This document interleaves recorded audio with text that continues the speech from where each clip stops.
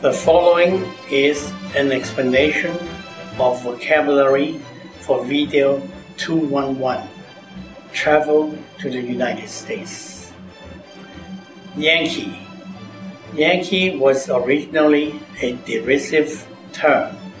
Yankee, Y-A-N-K-E-E or I-A-N-K-E-E, referring to the Dutch immigrants who settled in New England. Jan, Y-A-N, is a common Dutch name for men, which becomes Jan. Eventually, Americans are known as Yankee around the world.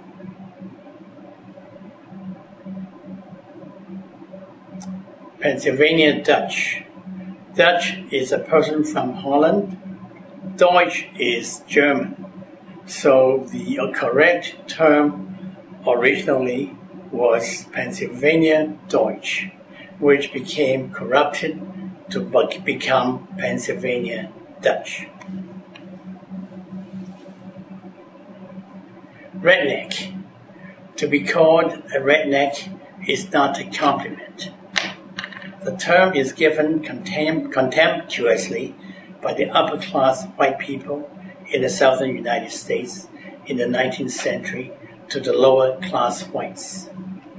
One theory says that the lower-class white workers labored outdoor as farmers or laborers whose necks turned red under the sun, thus the term redneck. Another explanation is that the necks of these people became red when they got drunk. Whatever the reason, even today, redneck is still referring to the lower class whites in the South. They are stereotyped as men living in small towns or villages in the South. They have little education, are crude, and love guns and violence. They are racist and bigots and are xenophobic about outsiders. They drive typically small pickup trucks and carry firearms and tend to use violence against outsiders. The Ku Klux Klan was a racist organization from the past. Although the term redneck, also known as bubba, originates from the South, rednecks are found not just in the South, but also in every corner of the United States. A man who fits the stereotypical white working class or laborers can also be called a redneck. As recent as 2002, Trent Lott, leader of the Republicans in the Senate, got into trouble because in a public speech he spoke with racist overtones and was publicly condemned, leading to his resignation from the leadership position. Immediately, some people called him a redneck. Thus, the term still arouses sensitive feelings. Moonshine. In the isolated hilly parts of West Virginia, the white residents there are called hillbilly and share similar characteristics with rednecks. The hillbillies are famous for the illegal private brewing of liquor during the Prohibition 1920 to 1932 era. During that time, the U.S. prohibited the making and consumption of liquor. The hills of West Virginia, being more remote from government control, became a center of brewing and smuggling of illegal liquor.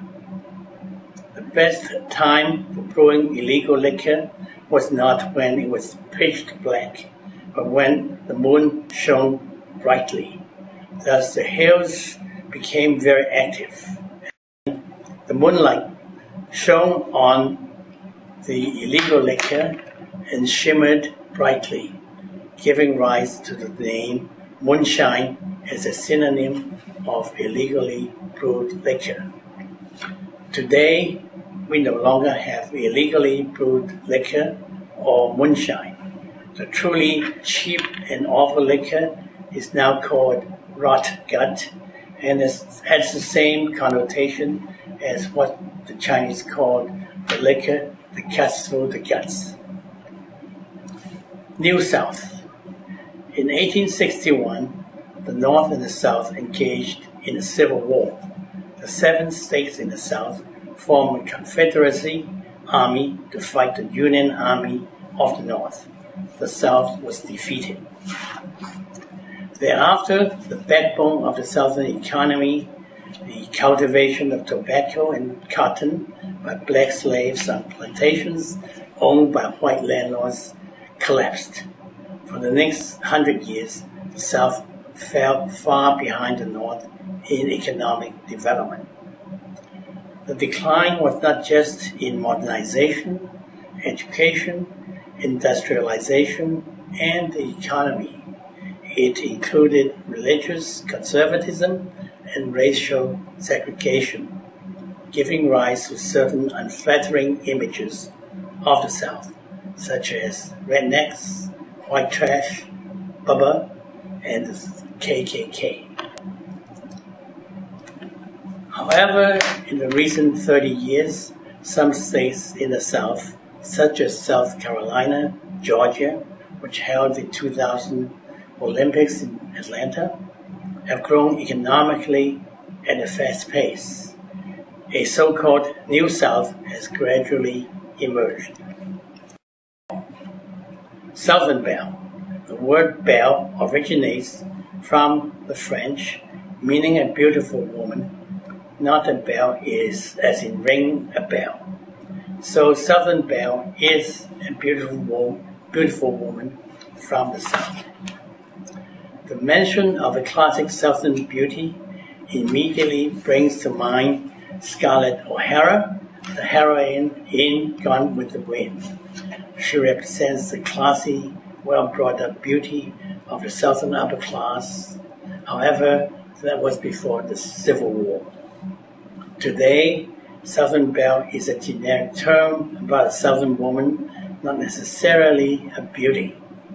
Still, there is a certain stereotype invoking the image of a blonde, natural or dyed, with blue eyes.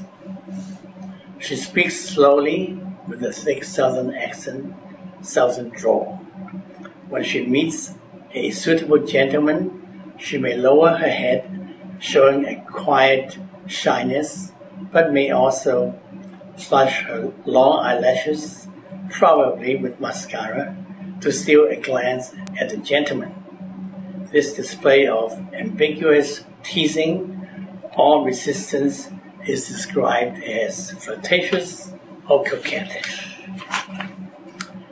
The Belle woman tends to dress conservatively like a lady. Those who like this type of woman feel that they have the virtue of being committed to being a good homemaker. She is beautiful, gracious, friendly, and gentle, with feminine charm, unlike the Northern woman who tends to be more straightforward and blunt. Some literary examples of Southern Belle may be Maggie, the heroine in Cat on a Hot Tin Roof, the play and movie written by Tennessee Williams, or some of the female characters in the novels of William Faulkner. They come across as looking beautiful on the surface, but conceal conceit, pretension, and manipulation, or tend to be overly religious and conservative, and even racist. Of course, what we describe as Southern women are very general observations and are not to be taken too seriously. The point is that the United States is a large country with a diversity of people and culture. One needs to do some homework about their history, religion, and social values before we meet the people, such as Southerners. Belt. The United States can be divided along geographical lines, east, west, north, and south, or along historical divisions, the Civil War, or divided into different belts, such as the Bible Belt, Deep South, Rust Belt, declining heavy industrial belts in the Midwest, and the Sun Belt, Far West. Analysis and discussion. The series of 10 video clips are unusually long to give a comprehensive introduction to the United States. Assignment for student. There will be several assignments to cover a broad topic. They will be assigned in the actual online course, but the basic assignment will be something like the following. 1. Write a skit or dialogue through which it describes a place in the United States you have visited and found interesting, good, bad, or ugly, and explain why through the dialogue. Preferably, you describe not only the physical aspect of the place, but also the person or people you find interesting there. 2. Write a similar dialogue about a place in the United States you have not been to, but would like to see most of all, and explain why you have such interest, good, bad, or ugly. 3. Write any skit you like which relates to travel in the United States. Just make it interesting and you will be fine.